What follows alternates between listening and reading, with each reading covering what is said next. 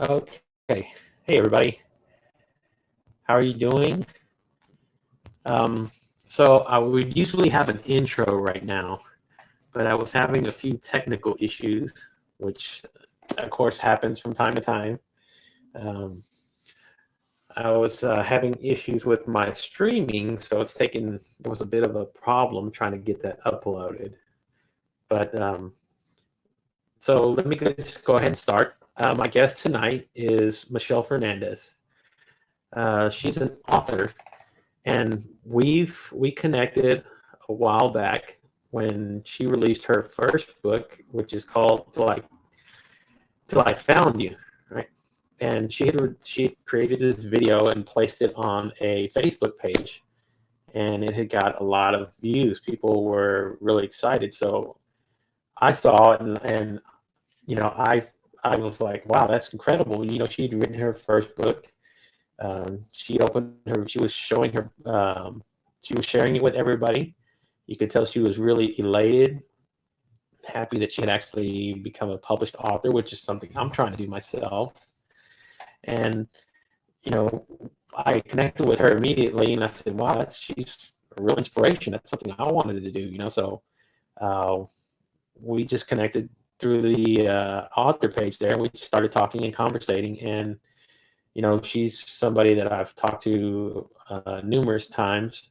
She's a really great person, and she's about to release her second novel, which is called Till I Kissed You, which is, I believe, part of a series that she's writing into. So without further ado, let me go ahead and introduce you guys to Michelle Fernandez. Give me just a sec. Hey, Michelle, how are you doing? Hi, everybody. So we are live now. We are actually streaming on three different platforms, actually four different platforms. Streaming to Facebook, my Facebook page, my Facebook group. We're also streaming to Twitter, and we're also streaming to YouTube Live. Um, this app you cannot upload to Instagram for some reason. Instagram has a real control on what they allow on there, so you can't just freely stream. So if you wanted to stream something like this, it'd have to be a link or something else, or you'd have to download it and then put it on your Instagram stories because you can't stream exactly live to it. But I'm pretty sure they'll work something out sooner or later, and then eventually I hope to have be able to stream on LinkedIn Live. You can actually do that as well, but you have to, it's the same kind of thing. You have to apply to stream video on there. So it's only for a certain few group right now. I think they're just beta testing it with people who have a lot of viewers and a lot of followers. So I'm not quite there yet, but I'm working on it. But hopefully I'll be able to do that pretty soon. But right now I'm just trying to build myself an audience, just trying to learn the art of hosting a show and broadcasting with people, and trying to learn how to do the interview process, which has been, it's been pretty cool. I got to tell you, there's a learning curve. There are struggles that you have, but that's one of the things about doing this and putting yourself out there, is just trying to learn a new skill, trying to learn to do something. And it's something that I want to do because I love just conversating with people. I love, meeting new people. That's how we met. I just reached out to you, told you that, hey, I liked your story. I liked everything about what you were doing. And, we became pretty good friends since then. So let me go ahead and start with with my first question, right? So what I wanted to know is, when did you realize that you wanted to be a writer? What was the one thing that you discovered whenever you started writing? Because each of us as a writer has a journey that we start somewhere. For me, it was writing a journal, doing a diary, and it started into doing blogs. So, and after that, me and my brother had started screenwriting for a little while. And from there, I decided I wanted to write a book because I had a story that had been in my mind for a very long time. So, that's how my journey, it took me a while to get here, but, each of us as a writer has our journey. So what was yours? What started you in your journey in writing?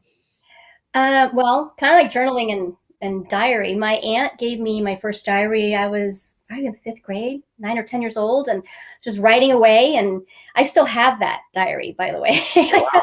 happened to be in the garage, just kind of going Wow. through. My husband and I were spring cleaning. I'm like, oh my god, this was when I was 9 or 10 years old. So I have that. Started that way, and then I've just been journaling ever since. I have different random ones. Some books that aren't even like finished blank pages, but and then I buy a new one, and then I write again, and so it's kind of like what I was doing.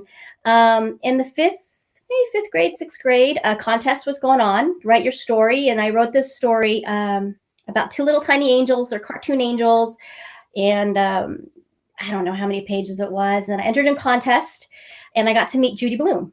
Oh, wow. I got to meet her. That's awesome. Yeah, that was pretty cool. I got to meet her for the contest. That was part of the contest. And then meeting with her. I have that book somewhere signed. It's in the garage somewhere. I don't know. But yeah, I have that. And then from there, I just kind of just thought stories. And I literally had imaginary friends when I was little. I talked to myself in the sleep and when I'm in bed and just talk to myself. People thought it was crazy, but my husband to this day says I have a circus in my head. So, and I really do. I can't, it does not turn off. So just from then on, and I love writing, journals. I mean, just about myself, what happened with my day, what's going on with the kids. And, even at church, I'll bring my journal with me, and I'll write stuff that the pastor tells me. So just stuff like that I was doing, have all those. And about a couple of years ago, I found, we were cleaning out my laptop, and I found a story that I had started, which is the premise of Till I Found You. Oh, wow. Yeah, and it was probably about 4 to 6 chapters in, and I didn't even. It was written in first person. It was really bad. I mean, I looked at it, I was like, oh my God, who wrote this? A preschooler. It was pretty bad. Anyway, so after that, I was talking to my husband. I said, I don't know, should I do this again or what? He's like, well, try it out. And so I did. And even I wasn't planning on publishing it. I just wanted to finish the story because it was just in my head all of a sudden.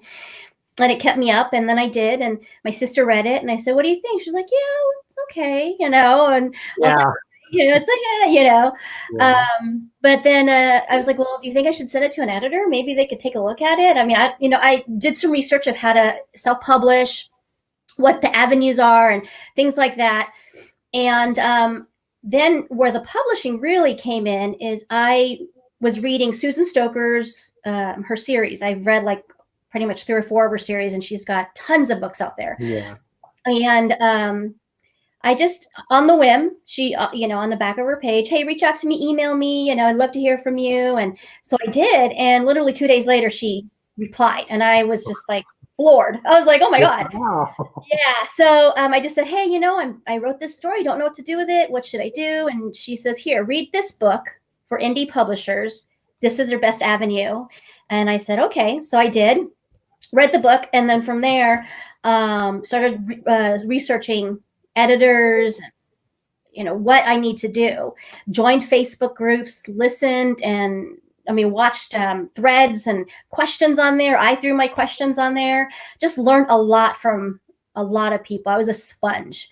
So then I found my editor, Michelle Morgan, and she, the power of Michelle's, Michelle Morgan, and she read it, and she says, well, you know what, why don't we do some coaching? So she was literally my personal trainer for writing, and went through the process for about 6 to 7 months and just coaching, and the same time, developing, editing Till I Found You. And originally it was not called Till I Found You. So the titles were crazy. She even said, what title do you have? And I did. And, I had the title somewhere. I don't even remember what it was, because Till I Found You is that title. And I can't think of what it was originally supposed to be. Yeah. Because it's published already, and, I can't think of anything else. And, so we just kind of went through the process, and she's like, do you want to publish this? I said, well, yeah, that's why I'm doing this with you. She's like, great. Okay, so here's what we need to do. So then my editor really coached me through all those pieces, and just kind of gave me a roadmap, and then also utilizing her roadmap along with Susan Stoker's, and listening and to other different things. And she, just a research. That's all I did. And then there it was, Till I Found You is published. And the easiest platform was Amazon. So, and that's how I did that. And then all of a sudden, I didn't want to end with just till, I wanted to publish the one book. And then just as time goes on, I was like, she asked me, are you going to write about, are you going to write about Phoebe? Are you going to write about Dylan? Are you going to write about, who are you going to write about? She was like, I'd love to hear about Rocky. And I'm like, oh my God. And Rocky's a girl. So Yeah. her name's Rochelle, but I nicknamed her Rocky, but she wanted to hear about her backstory. And so just all of a sudden the circus in my head just got bigger and bigger. Oh my God. And so I literally have worlds in my head. Yeah. Written them down on paper because I've talked to one of my really good friends. And I said, okay, so this world is going to happen over here. And it's, an afterthought after the Till Eyes completed. So the Till Eyes, it's Till I Found You, then Till I Kissed You. And then the next one is going to be Till I Promised You, which that will be announced. Well, actually, once the second book comes out, Till I Kissed You comes out, there's a sneak peek. And then all of a sudden you'll know Till I Promised You is going to be in there. And I like to do the sneak peeks. It does grab the readers and wants them to find out what's going on next. And actually keeps me in line too, because I'm like, I know my readers want to know what's going on next. So I have to hurry up and write the next book. But I'm just so excited. And the people that are in there, Till I Kissed You is a bigger world, I guess there's some more characters in there, because the first book they were just on an island on a vacation. It was just only a few of them. And now they're back at home in their community and conversing with everybody else. So all these people are just so involved. And now I'm getting more questions with my, proofreaders, or where it's my beta readers. Are you going to write about them too? And I want to know what happens with them, and I'm like, oh my gosh, I just want to go, let me just start with this first.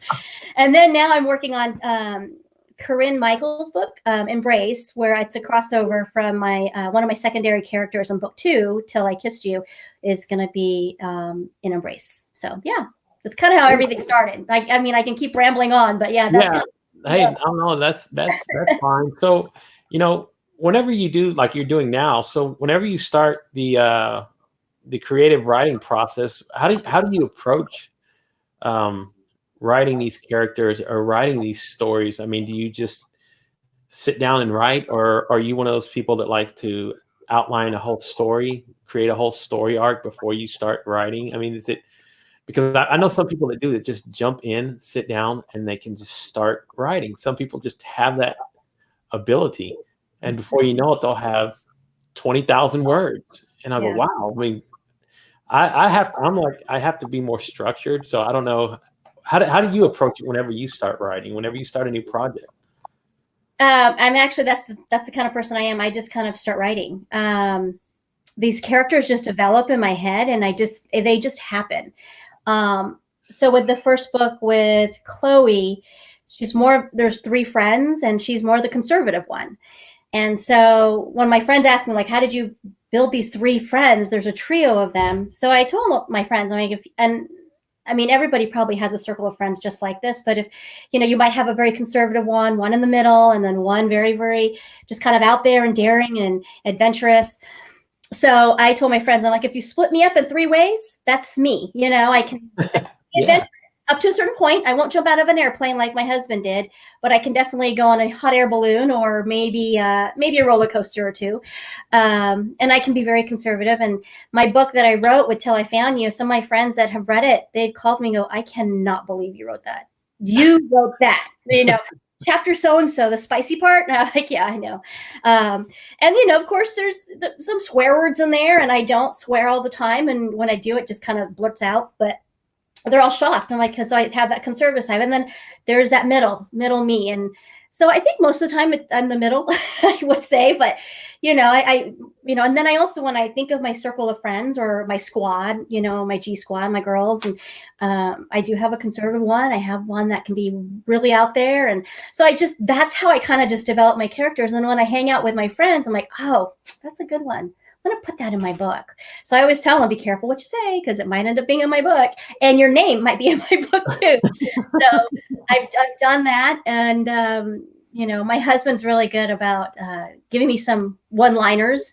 Him and his friends and his brothers, they're great. Yeah, of course. So when I have to ask about, hey, does this sound like what a guy would say? And he's like, well, I wouldn't say that. And I was like, he goes, that sounds cheesy. And I'm okay, well, I want something raunchy. Give me something raunchy, And sometimes he will. And I'm like, okay, that's too much. Let me just back it up a little bit.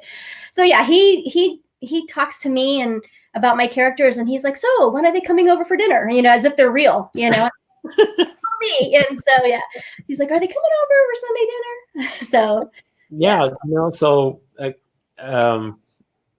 to that point, whenever same kind of thing, when I was trying to figure out the writing process, I'm trying to do my lead character from a female perspective, and I have to go back and I'll try to reach out to other female writers or people that I know and I have to ask them those questions. Hey, would you say this in this situation if I just send it out to you? Because again, in the romance genre, it is a woman heavy genre as far as writers, creators in that genre. You don't see too many men, right? There are. I've actually talked with a few and reached out to a few of them, but it's like few and far between. There's not a lot of them. So I always ask them the same questions. How did you come to approach that idea of writing from a perspective of a woman? Because I like to write about the women's struggles. I like to write about women who are strong influences, stuff like that. Because I had a lot of strong women influences in my life as growing up, and I have 4 daughters, so I want them to also know that there's, I'm representing them because I'm a father raising, 4 girls, and I want them to know that in this world there's, no limitations just because you're a woman. So that's where I do the same thing whenever I'm writing. I have to reach out and I go, God, I always bang my head and I go, does that sound good? So let me hold on real quick and I'll send a message to another female author that I know, a writer that's a friend, and she'll let me know, hey, this is, that'll work okay, or I don't know, you should probably change that, and just give me ideas and tips. And that's all I do whenever I try to reach out about that, because it's again, it's writing from a whole different perspective, so you have to really put yourself in the mindset of that character, because that's something I mean, there's certain things I don't know about, so I just ask somebody who's an expert at being a woman and ask a woman. They'll be able to tell you or not. It's just like you're asking your husband about, hey, does that sound cheesy for a guy? Yeah. And he'll pretty sure he'll just tell you, yeah, it is, or no, that'll work. That's really good. So whenever I wanted to put a one-liner in there, I said, man, would a woman say that? That's hard to think about, So let me go on to the next question, and then I wanted to ask you. Okay, so you were talking about writing for Corinne Michaels and her series. How did that come about, as far as you getting into her world? Because it's a pretty big series. It's pretty expansive. When I was doing research on it, it is really huge. There's a lot of different authors that write in that series. So I was like, wow, she's going to write for that series. Yeah, she's a smart woman. I'll tell you, she's very organized. She has got some spunk to her. She's a firecracker. I'll tell you that. But how it came about with that is she had posted something on Facebook, and it was within a thread. And so I happened to see it, and I said, well, you know what? Let me just sign up. She's like, I'm taking submissions. Anybody that wants to do this is what I'm doing. And I put my information in, and I was like, oh, okay, my book's only been published a month. So yeah, right. I'm really going to get in there. And so I figured she's probably looking for someone very experienced, that kind of thing. But I've read all her books, some of them twice, her audios as well. And I love her storyline it's the salvation storyline with the ex-Navy SEALs and kind of just going through the stories. And of course, there are some best friends in there too, 3 best friends as well. It's so funny. And then, so just kind of went through that and I submitted my work in there. And lo and behold, about a month or 2 later, I get this email and I was floored. And I had to have my husband read it again because I was just okay. I'm like, I know I imagine things sometimes, so I thought maybe it was a joke. I was like, it's got to be a joke.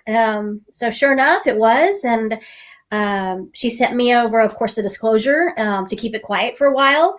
And then after that was all said and done, all the back end paperwork and the legalities of everything.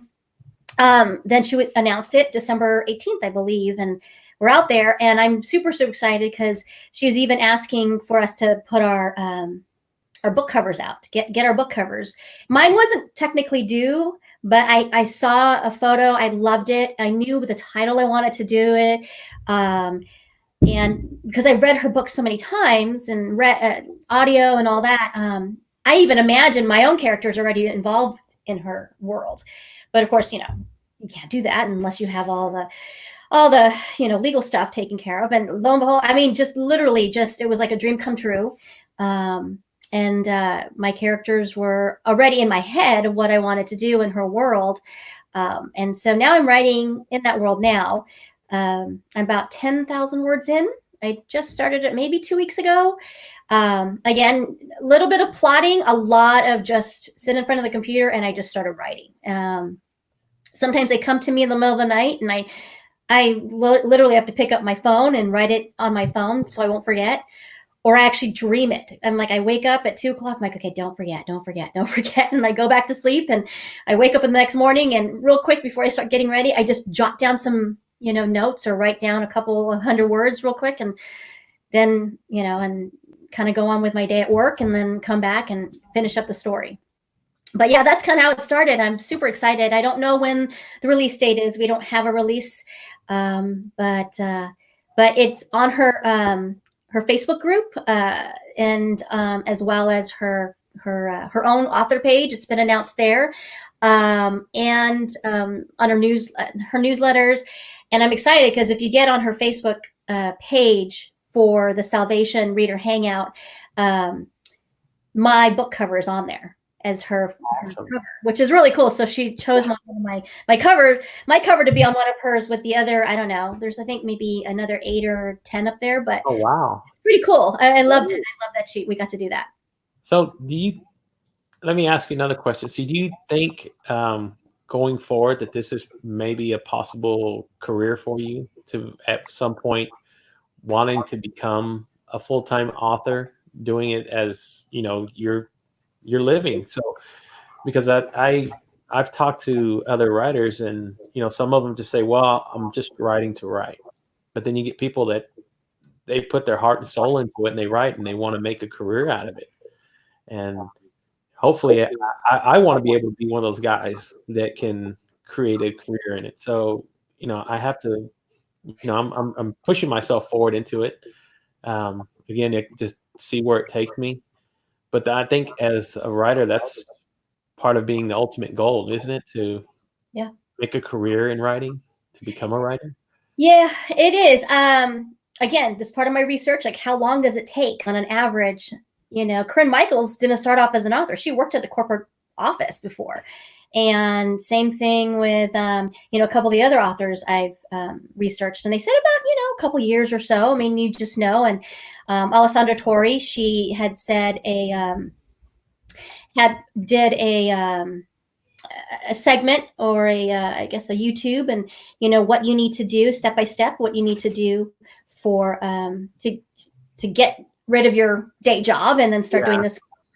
So yeah, that's my plan. It really is. It's a passion of mine. And my husband even said, he goes, I know you, once you write your first book, you're going to keep on going, aren't you? And I was like, we'll see. And it's literally just taken off for me. I'm loving it. Awesome. Okay, so I've actually had a question. Somebody from one of the sites, Susanna Mole. I hope I'm saying that right.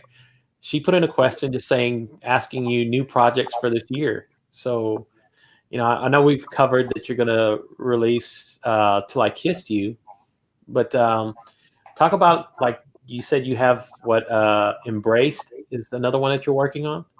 So is there anything else that you're planning for the year? I know it's a lot. Yeah. So I do have another project in another world with another author, very well known. I can't quite say yet because she hasn't announced it. So waiting for the announcement. I believe that will be March 12th, I think she said. So March 12th. So look out for that on my Facebook and everywhere else on Facebook, I'm sure. So that'll be announced. I'm super excited to write in that one as well. It's kind of same process as Corinne. I submitted that, but I didn't submit any of my work, and it was really cool because I got the email back from that author and Oh, said, wow. I was snooping around your stuff. And I went, really? I said, okay. I mean, I submitted my information and everything, and signed in just like I did Corinne, but I never submitted my work. And she's like, I looked at your sample, on Amazon or something like that. I said, okay. So I'm doing that. That's going to be announced March 12th or so. And then I do have to finish the third book, Till I Promised You. I am going to be doing a Christmas anthology. And then in between that, I'm hoping I can start the fourth book in the Till Eyes, which will go into one of the other girls, Rocky. So that's my plan. But Rocky's book probably won't be out until maybe the end of the year, maybe close to January, around that time. So lots going on. That's good though. Literally, she found you just by going and looking at some of your pages and some of your work. So I guess it does help to make a brand for yourself and put yourself out there, Yeah. that so people can find you. So that's why, like, I wanted to start doing this with authors and writers and other people, just as a forum to put that out there. Because if somebody starts typing in, your name in Google, hey, Michelle Fernandez, author, and then this video might pop up, right? You might, hopefully that's the goal, is to pull it up in the SEO, so somebody sees it and goes, oh wow, she's got a video out, and to post interviews for people like that. Again, this is like a really great forum for people to come on. So that's why I try to find people who I call creative souls, because creativity can come from anywhere. It doesn't just have to be as a talent as a writer, a painter, a musician, a songwriter, screenwriters. It comes from anywhere. You see people, creating Lego art, right? That's impressive in itself, just seeing people create structures out of Lego. So how do you, see that in your mind and put that all together, right? Yeah. So that's why I said I try to find people who have creativity that go beyond just writing, that go beyond just those natural talents, because anybody can be creative. You can create anything. This is something creative. This is a whole creative process here, and it's something I encourage anybody to try if they want to try. Yeah. Everybody can do it every day. You can actually do it now. Everybody can hop on their Facebook page. They can go on Facebook Live. You can go on Instagram Live. There's all these forums for especially for authors. I'm surprised a lot more people don't do that, so you can associate yourself with who you are as a writer. Because some people, unless they're like really big, really famous, really out there, a lot of people, like, you could walk into a store and no one would know. And I go, man, this is like a perfect tool for branding yourself, for marketing yourself as a writer. So it's kind of like what I wanted to do here, because, unless you're like, Colleen Hoover or, Daniel Steele or somebody, Judy Blume, people are famous, that you've seen their work. Stephen King, you can see writers like that and go, okay, I know who that person is, because they've put themselves out there. They make themselves well known. They market themselves well, and that's why I tell as many of these writers that I connect with, hey, go beyond just doing an author's page. Go beyond just doing a website. I mean, hop on Facebook, hop on Instagram. I mean, that's how people can get famous, just being influencers, which is crazy to me. You can get on Instagram and there's people who that's all they do is just make videos. Yeah. And people go, wow, I know who he is. There's my daughters watch this, they watch Jake Paul on YouTube. And like, how did he, I see them and I go, how did he get famous? Well, he was just doing YouTube videos, so he marketed himself right. He can, if you can do that and put yourself out there and make yourself a familiar name, then people will associate that with you. They'll go, oh, okay, I know who that is. That's Michelle Fernandez. I've seen her before. So especially people that I know that I'm friends with, I loved putting them out there and sharing their ideas and their creativity and their books and everything about them, because to me that's the whole purpose of why I wanted to start doing this, was just giving them a forum, giving them somewhere to go and talk to people, reach out to people. So there's a whole different crowd that I'm introducing to that are like friends of mine. So I could have 300 friends, and then they could stream it to 300 friends, and they can stream it to 300 friends. And before you know it, you're out there a lot more. You're in the public eye, and somebody might come along again, like you said, just snooping around. Hey, I saw your work. I saw your interview. It was awesome. It was nice. Hey, can we talk? I've experienced that myself a lot just by putting myself out there doing this. I've had people reach out to me that I had, no inkling, knew that something like this would even take off. I was just trying to do this as a way to challenge myself. I wanted to be able to. I was just going to start doing a podcast, right? And with doing a podcast, you can always go back and record and do everything else. But I mean, there's 10,000 podcasts out there. There's tons of them out there. If you go look and listen. So I said I wanted to take it to the next level. I wanted to challenge myself a little bit and put myself out there. So I said, let me start live streaming. So I had got together with a guy that I met on LinkedIn. He does a regular stream every morning, and he gave me a lot of ideas, a lot of tips how to start doing this. He told me, just start, man. Just turn on the camera and start talking. You'll see things happen. You're not going to be an expert starting out. I promise you that. He's a little bit more polished, but he also had a career in radio, and he also had a career in, creating videos before he started doing that. So he was a little bit more polished. So he says, don't compare yourself to me. If you're starting this out and you've never done it before, you're gonna have some struggles. So I'm learning that there are struggles trying to learn how to do all this, learning the whole technical aspect of it, and just learning the process. But I find it that as the further I go along, the more I do this, the more comfortable I start feeling in it. My first episode, I was so nervous.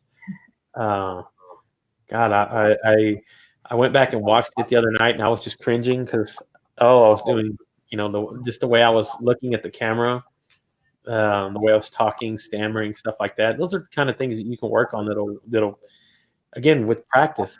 It's just like when you write, right? When you sit there and write, you start writing. I've talked to people, said, man, I could never write. I could never do a book. I could never write a screenplay. I could never write a blog. And I said, well, have you tried it before? Have you literally sat down and tried to write? You'll surprise yourself when you start doing things like that. Mm-hmm. Again, you were, you surprised yourself, right? When you did your first book, you had, like you said, you just started out with a story. You looked at it and you read it and you probably we had a prior conversation before we came on, but the story was that you found the story and you were looking at it and you were reading and you go, oh my God, this is terrible. But then you went back, you put it back in your mind, you looked at it again, you started writing it, and before you know it, bam, you created something. You actually created a book. You have something that's really tangible in your mind. I mean, you can literally hold it in your hand and go, look, this is an accomplishment I did. Yeah. And it's really taken off since then. And I'm glad to see you going even further. That's why I try to encourage anybody that's out there that wants to try something like this, that wants to try to write, just do it, man. That's the biggest hurdle, is just getting past your own self and actually doing some writing. And if you don't know how to do it, or if you're having problems, reach out to somebody. That's all I've done. It's just go out there and ask people. You'll be surprised how much people are willing to connect with you and share their ideas and advice. Hey, just like you, when we were talking earlier, you had mentioned that you had found that email on the back of a book, right? Yeah. And when you emailed it, you got a reply back, right? You didn't expect it's like a shot in the dark. You're like, oh, they'll never send me a message back, but I'll just try anyway. And well, you know what, bam, you got something back, and you were like, wow, this is amazing. I'm figuring out, if you don't try, you're not, at least you never know what could happen. So I encourage everybody out there who's watching, hey, if you have an inclination to write or want to do something like this, find your favorite author, find people. There's plenty of author groups out there, right? I'm pretty sure one of them will be more than willing to want to share their experience with you, give you tips on writing, give you tips on how to start, or anything. If it's videography you want to do, if you want to do photography, there's plenty of people out there that do this all the time, and they'll share information with you and not even hesitate, because I guess it's their way of either paying it forward or encouraging somebody else to want to write. They have that in their heart. So guys, if you ever want to reach out, I'm pretty sure Michelle's pretty receptive to taking new people in her groups. Let's hope. Yeah, so that's the whole thing, is just putting yourself out there again and letting these people get familiar with you. And that's why I tell everybody, whenever you start any kind of process, any kind of journey, is that, hey man, shoot for the moon. Yeah, I mean, the worst you can do is fail, right?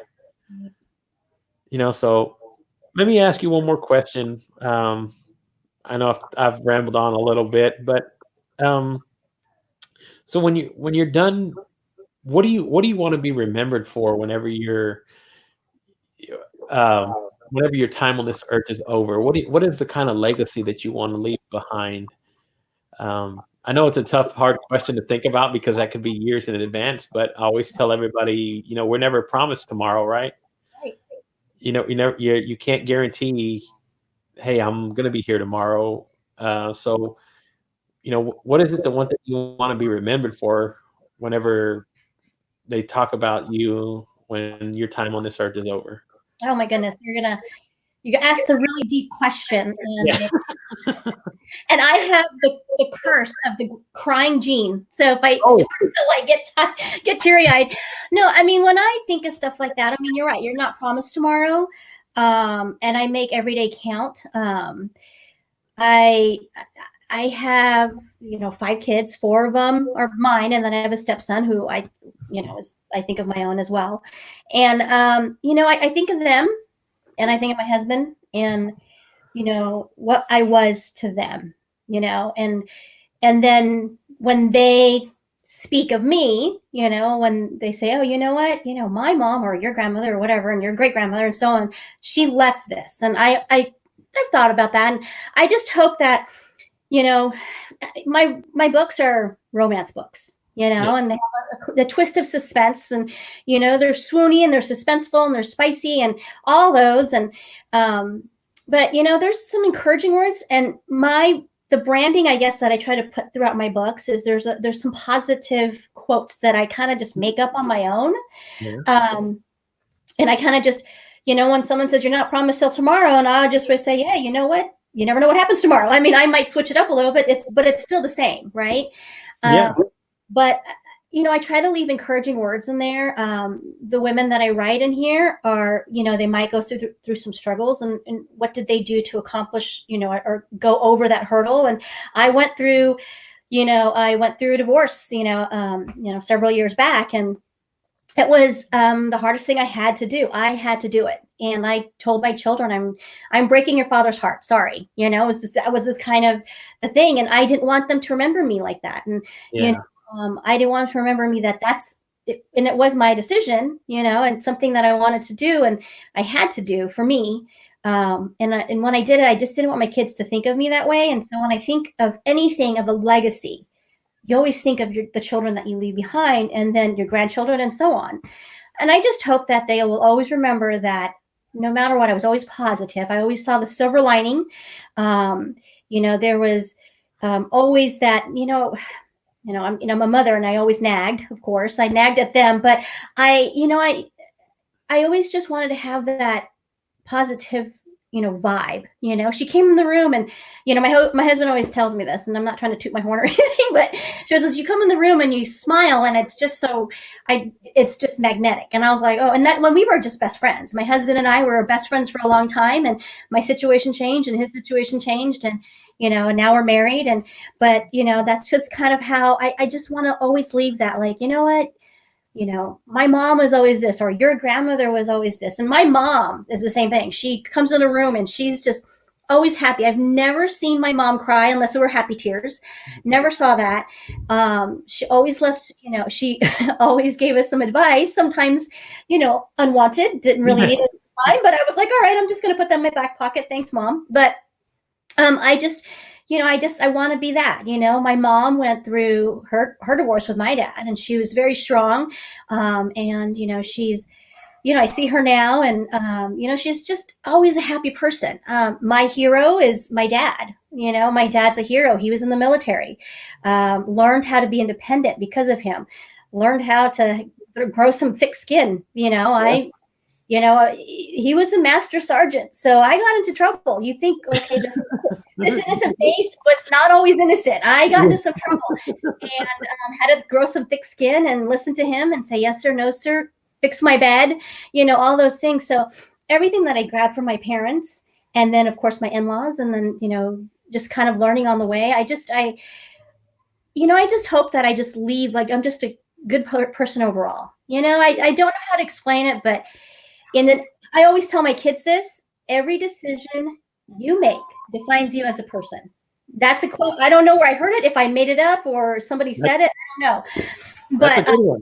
Yeah, but it does. It's so true. If you make a stupid decision, you're a stupid person. That's what I tell my kids. You want to make a quick decision, then you're just a quick thinker. I don't know. But for me, every decision I make, I mean, as minute and minuscule as it could be, it could make a big difference. And so, I did not know when I did the video, when I opened up my book on the Till I Found You book, and I opened up the envelope, and I just happened to put it on Alessandra's website, and I got over 200 hits on it. And I was like, okay, I was just doing it just to encourage others that it's a great feeling, and it's so I can't even put into words how it felt. I mean, I can still feel it.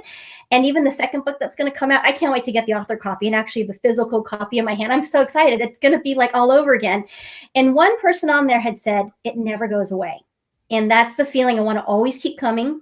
And so when my kids go through any decisions they make and they've accomplished something, that feeling never goes away. And I always want to have that, I don't know, that warm, bubbly feeling all the time. Yeah, I don't know. I mean, it's healthier. And so I think that because of that, you live a happier life. And it's very rare that I mean, all of my friends and family, it's very rare you get me in a bad mood. And when I am, my husband's like, okay, don't get in her crosshairs. Just don't. It's like it goes from this high to really low. Yeah. But most of the time I'm very positive, and I just hope I leave that with my kids and everybody else who knows me and remembers me by, and and with the words in my book. That's a great answer. That's awesome. And I feel a lot of I echo a lot of the same way you feel. I want to be left behind. That that I leave that sort of vibe with my children. That this is the way my dad was. This is what he left behind. So this is why this is part of why I started doing this journey. So I could, I have to be an example for them that, hey, kiddos, go out there and try to live your dreams. If you want to become a artist, if you want to become a, technician, if you want to become, my son's he's really into monster trucks right now. He's only 5, but he's really really into it.